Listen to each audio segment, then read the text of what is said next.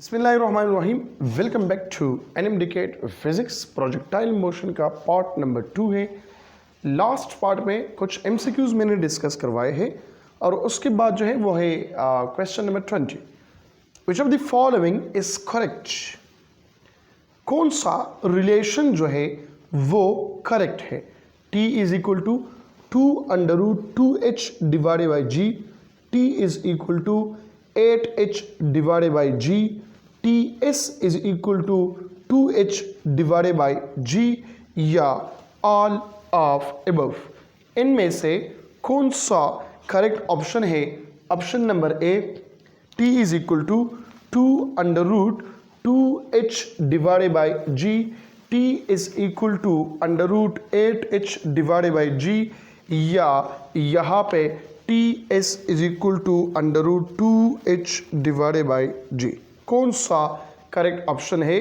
तो आप लोगों ने तो पढ़ा है कि टाइम ऑफ फ्लाइट और मैक्सिमम हाइट के दरमियान जो रिलेशनशिप है वो है 8h divided by g whole under root. तो मैक्सिमम स्टूडेंट यहाँ पे टिक करते हैं ऑप्शन नंबर बी को, लेकिन फर्दर इसको हम सॉल्व करेंगे। ठीक है, कैसे सॉल्व करेंगे? T इज इक्वल टू, इसको मैं लिख सकता हूँ 2 multiply by 4 into h divided by g whole under root. अगर 4 को मैं बाहर निकालना चाहूँ तो इससे आएगा 2 और ये आ जाएगा 2h डिवाइडेड बाई जी।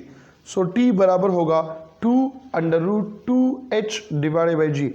मतलब ये हुआ कि ऑप्शन नंबर ए भी करेक्ट है, ऑप्शन नंबर बी भी करेक्ट है। अब यहाँ पे बोथ का ऑप्शन मौजूद नहीं है तो मतलब ये भी करेक्ट है। अब ये जो है Ts क्या है? ये summit time of a projectile है। क्या है? Summit time of a projectile which is equal to T divided by 2। और T का जो वैल्यू है यहाँ पे मैंने फाइंड आउट किया, वो क्या है? 2√2h डिवाइडेड बाई जी है, डिवाइडेड बाई 2। तो ये 2 ख़त्म हुआ और Ts दे दिया क्या? 2h divided by g whole under root. तो इसका मतलब ऑप्शन नंबर सी भी करेक्ट है। तो the correct option in this MCQ that is option number D, all of above. कौन सा ऑप्शन करेक्ट है? All of above option correct है। क्लियर होगी बात? नाउ नंबर 21, 100% इंक्रीज अगर in time of flight, how much increase will occur in height of a projectile? अगर time of flight में 100% increase आ जाए, इसका मतलब क्या होगा कि हाइट जो है इंक्रीज हुआ है। हाउ मच परसेंट, कितना परसेंट इंक्रीज होगा? देखो यहाँ पे इस रिलेशन से हमें ये पता चलता है कि T is directly proportional to under root h, या T square is directly proportional to h। अगर यहाँ पे 100% है तो h में कितना परसेंटेज या कितना इंक्रीज आएगा? गौर से सुने, ये जो परसेंटेज के क्वेश्चन है ये मैं बार बार यहाँ पे इसलिए करवा रहा हूँ क्योंकि आप लोगों के जहन में ये क्लियर हो जाए। तो यहाँ पर क्या होगा? 100% का मतलब ये पहले से 100% था, ठीक है, और 100% इसमें इंक्रीज आया, तो टोटल जो इंक्रीज आ गया वो कितना है? 200%। और 200% का मतलब है 2, ठीक है, मतलब 200 डिवाइडेड बाई परसेंट का मतलब है 100, तो 100 इसके साथ ख़त्म, यहाँ पर आ गया 2। यहाँ पर स्क्वायर है बेटा, तो हम लेंगे यहाँ पे स्क्वायर, यहाँ पे आएगा 2 square is equal to h, या h आएगा क्या? 4 आएगा। h क्या आएगा? 4। इसको मल्टीप्लाई करें 100% के साथ, ठीक है, तो ये आएगा कितना? ये आएगा 400%। इसमें ऑप्शन मौजूद है 400%, तो आप टिक करेंगे 400% पे, लेकिन नहीं, 400% जो है यहाँ पर गलत है। क्यों गलत है? क्योंकि 100% मैंने प्लस किया है, और जब प्लस किया है तो इस 400% से 100% को माइनस करो। जब 100% इससे मैंने माइनस कर दिया तो टोटल जो इंक्रीज आया हाइट में वो कितना आ गया, 300% आ गया। क्या आ गया, 300%। दोबारा देखिए बेटा, 100% increase occur in the time of flight, how much increase will occur in height of a projectile. तो टाइम में 100% आ गया, हाइट में 300% आएगा। कैसे, हमें पता है t is directly proportional to under root h या t square is equal to h. पहले 100% था, मैंने इंक्रीज किया 100%, तो 100 plus 100 is equal to 200, 200 divide by 100 is equal to 2। Square है तो 2 पे स्क्वायर 4, 4 को मल्टीप्लाई करें 100% के साथ 400 आ जाएगा, और 400% से 100% को माइनस करो तो आ जाएगा क्या, 300% आएगा। तो option number B is the correct one. हाँ, total height of a projectile कितना होगा, तो फिर 400% होगा, लेकिन total increase in height of a projectile वो कितना होगा, 300% होगा। यहाँ तक ये वाला सबको क्लियर है या नहीं है, कमेंट में बता दीजिए शाबाश कि ये क्लियर है या नहीं है।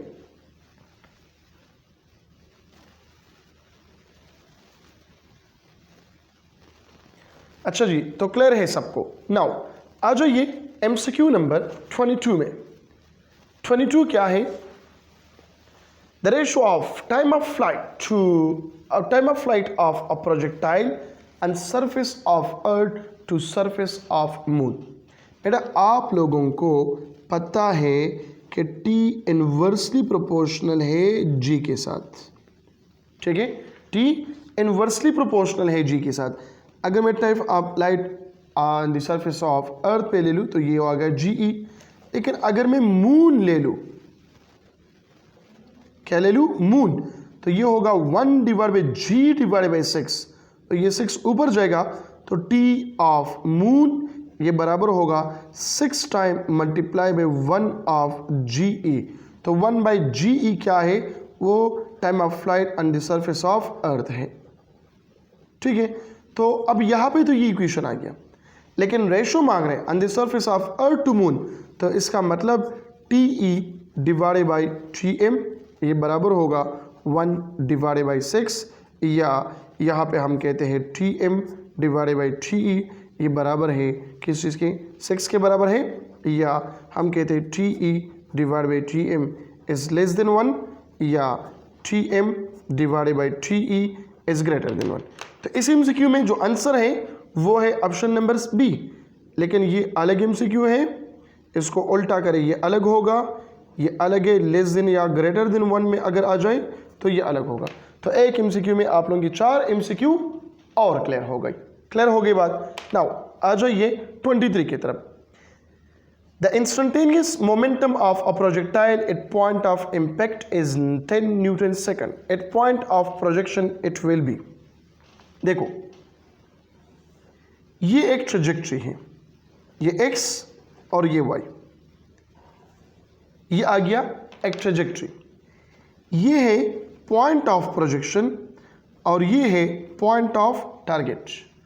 पॉइंट ऑफ टारगेट पे जो मोमेंटम है वो 10 न्यूटन इंटू सेकंड है, और जो पॉइंट ऑफ प्रोजेक्शन है, तो पॉइंट ऑफ प्रोजेक्शन पे जो मोमेंटम होगा वो कितना होगा।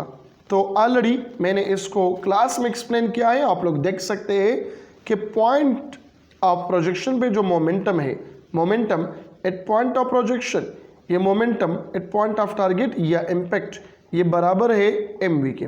जब ये गिवन है, pt गिवन है 10 न्यूटन सेकंड है, इसका मतलब ये p इंटू पी के बराबर होगा। किस चीज़ के बराबर होगा, p इंटू पी के बराबर होगा। तो ऑप्शन यहाँ पे तो सारे 10 है, 10 kilogram metre per second, 10 kilogram metre per second square, 10 kilogram metre per second cube, या नन ऑफ अबव। तो न्यूटन सेकंड से आता है kilogram metre per second. So the correct option in this MCQ that is option number A, 10 kilogram metre per second, और ये बराबर है किस चीज़ के, 10 न्यूटन सेकंड के बराबर है। किस चीज़ के बराबर है, 10 न्यूटन सेकंड के बराबर है। क्लियर हो गई बात कि नहीं, कमेंट में बता दीजिए शाबाश। MCQ नंबर 24, तो 24 में क्या है आप लोग देख सकते हैं, in arrow release from bow is the example of ballistic science, non ballistic science, projectile motion या नन ऑफ अबव। जो एरो हम रिलीज करते हैं बो से, अब गौर से जिक्र, ये एरो स्ट्रेट भी जा सकता है और ये एरो इस डायरेक्शन में भी जा सकता है, पैराबोला शेप भी बना सकता है और ये स्ट्रेट भी जाता है। अगर ये स्ट्रेट जाता है, यहाँ पे इसको हम रिलीज करते हैं, ठीक है, तब भी यहाँ पे तो एक डायरेक्शन कवर करेगा, ठीक है। लेकिन अगर ये पैराबोला पाथ बनाते हैं तो ये 2 डायमेंशनल करेगा।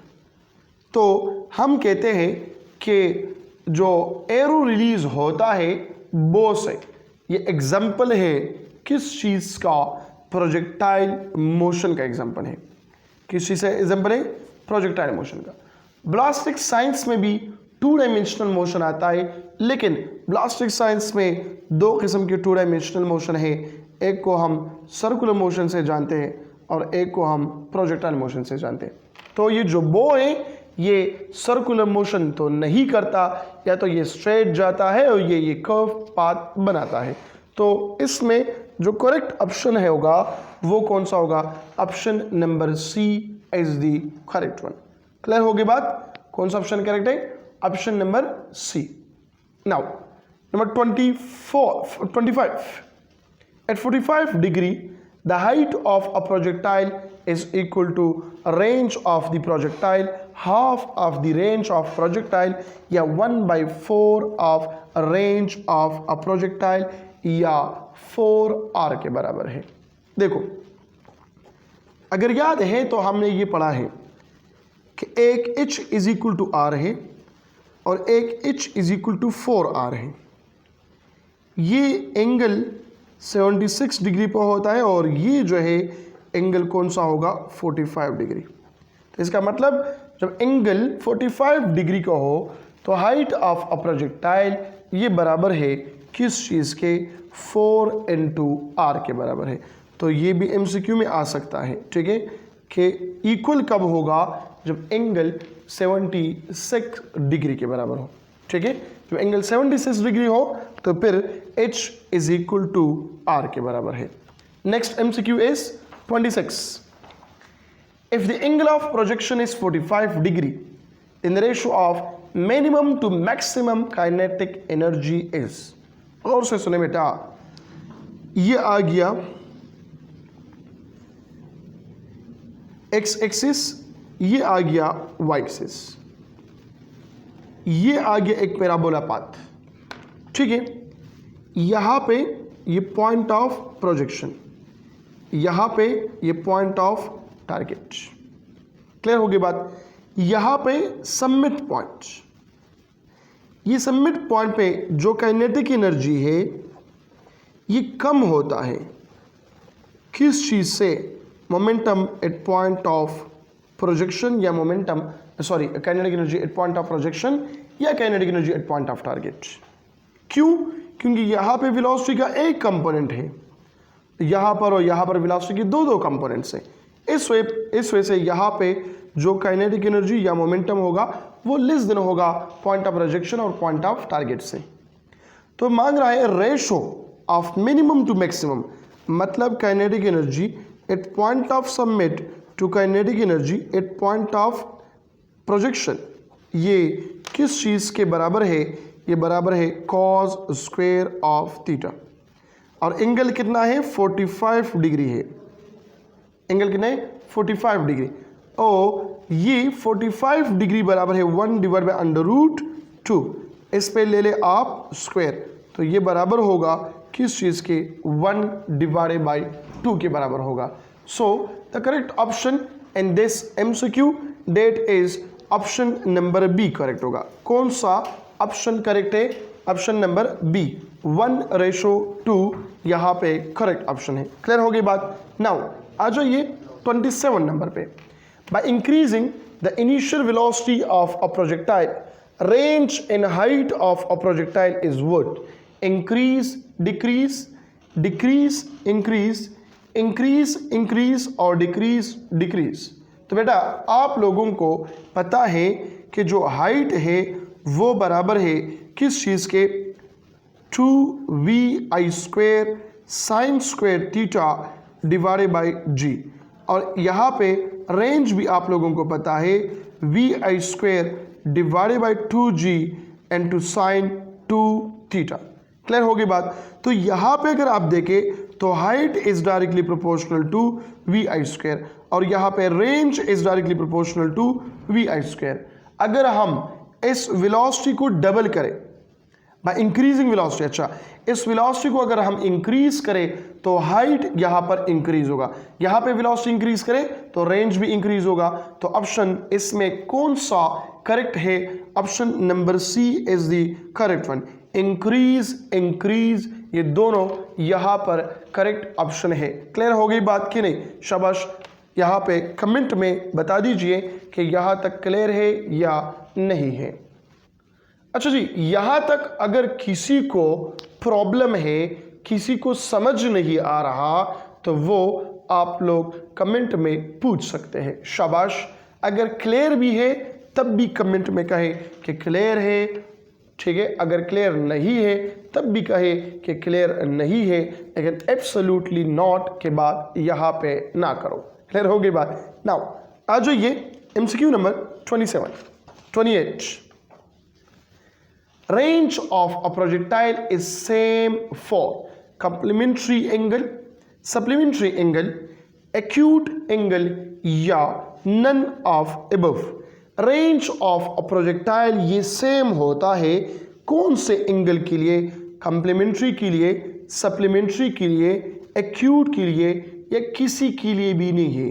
तो रेंज ऑफ अ प्रोजेक्टाइल ये कंप्लीमेंट्री एंगल के लिए सेम है, ठीक है। और यहाँ पे कंप्लीमेंट्री एंगल किसे कहते हैं कि जब θ1 प्लस θ2 ये हम कंबाइन करके 90 डिग्री आ जाए, इसको हम कंप्लीमेंट्री एंगल कहते हैं। फॉर एग्जांपल 30 डिग्री प्लस यहाँ पे 60 डिग्री या 70 डिग्री प्लस 20 डिग्री या 50 डिग्री प्लस 40 डिग्री या 89 डिग्री सपोज करें, ठीक है, 1 डिग्री। तो इससे सबसे आता है क्या, 90 90 90। तो इन सब के लिए यहाँ पे क्या होगा, ये रेंज सेम होगा। एक्सप्लेन कर चुका हूँ लेक्चर्स में, ये एमसीक्यू है। तो एमसीक्यू में क्या होगा, ऑप्शन नंबर ए होगा। कॉम्प्लीमेंट्री एंगल में, कॉम्प्लीमेंट्री एंगल पे range of a projectile same होता है। क्लियर होगी बात। नाउ आ जाइए नंबर 29 की तरफ। The time taken by a projectile from point of submit to point of impact is 5 second. Height of a projectile is 100 metre, 125 metre, 150 metre या none of above. ये आ गया एक्स एक्सिस, ये आ गया Y axis. Time taken by a projectile from point of submit to point of impact, यहाँ से यहाँ तक जो टाइम इसने लिया ये 5 सेकंड लिया। कितना लिया, 5 सेकंड लिया। जब 5 सेकंड इसने टाइम लिया तो बेटा आप लोगों को पता है कि टी जो है ये बराबर है 2h डिवाइडेड बाई जी के बराबर है, √2h डिवाइड बाई जी, या t² is equal to 2h divided by जी।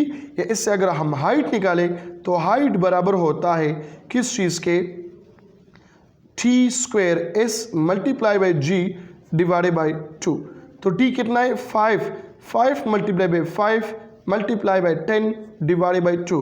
तो ये आएगा 5 मल्टीप्लाई बाई 5 25 मल्टीप्लाई बाई 5 125, ठीक है ना, ठीक है। 5 क्यूब से जो है वो क्या आता है, 125 मीटर आता है।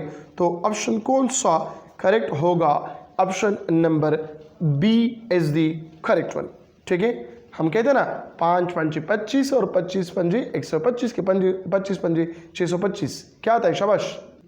तो आंसर यहाँ पे क्या होगा, 125 मीटर होगा। क्या होगा, 25 मीटर होगा। क्लियर हो गई बात। नाउ आ जाइए MCQ नंबर 30 पे। MCQ नंबर 30 क्या है? Ratio of instantaneous range of a projectile to maximum range.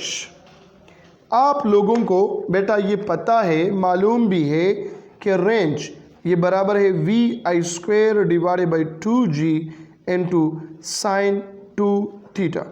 हम कहते हैं कि अगर एंगल 45 डिग्री हो तो रेंज इस पॉइंट पे क्या होगा? मैक्सिमम होगा, और वो बराबर है VI² डिवाइडेड बाई 2G के बराबर है।